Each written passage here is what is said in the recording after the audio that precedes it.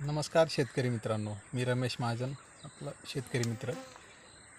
बघू शकता आपण इकोझेन कंपनीचा इलेक्ट्रॉन असलेला 5 आपला हा सिंगल एच पी कंट्रोलर आपण बसवला आहे.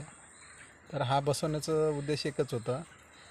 शेतकऱ्याकडं ऑलरेडी आपला KSB याचा 5 HP पंप होताच ऑलरेडी योजनेमार्फत मिळालेला. पण मग त्यांना नेमकं इथं मागे बघू शकता, अजून तुम्हाला एक दाखवतो मी. तर इथं तुमच्या शेतकऱ्याच्या 3 पोल्ट्री आहेत, जवळपास 3 शेड आहेत. ते बघू शकता आपण इथं.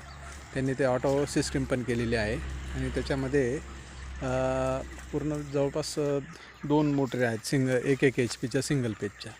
मग ते चालवण्यासाठी जवळपास त्यांना एक तर लाईट असेल तेव्हा किंवा मग लाईट गेल्यानंतर त्यांनी जनरेटर मागवलेला होता. त्यांनी सगळं लांब असल्यामुळे तुम्ही ते जनरेटर नाही बघू शकत, पण मग होतं असं चाललं होतं. पण मग अशा लाईटीचं अभाव असल्यामुळे त्यांनी मग तो त्याचा इकोझेन कंपनीचा हा सिंगल फेज कंट्रोलर मागवला. तर मग आज फिटिंग केली आहे त्याची आणि तुम्ही बघू शकता टोटली आम्ही लोड चेक केलेला आहे. पूर्ण फिटिंग वगैरे सगळं करून दिलं आणि शेतकरी खूप संतुष्ट झाले आहेत. असं खूप त्यांना आवडलं आहे. आणि सगळ्यात महत्त्वाचं कारण म्हणजे आपण 3 HPला हा बसवू नाही शकत सिंगल पेज. ते 5 आणि 7.5 HPचं ज्यांचाही कंट्रोलर असेल योजनेमार्फत मिळालं, तर अशा शेतकऱ्यांना आपण याचा सिंगल फेज हे कंट्रोलर बसवू शकतो आपण फक्त 5 आणि 7 HPसाठी. अजून 3 HPला आपल्याला सपोर्ट नाही करतो, पण जसं 3 HPचा जसं सपोर्ट अवेलेबल होईल आम्हाला सिंगल पेजसाठी, नक्कीच आमचा कंट्रोलर आम्ही त्यावेळेस पुढचा व्हिडिओ पोस्ट करू आम्ही.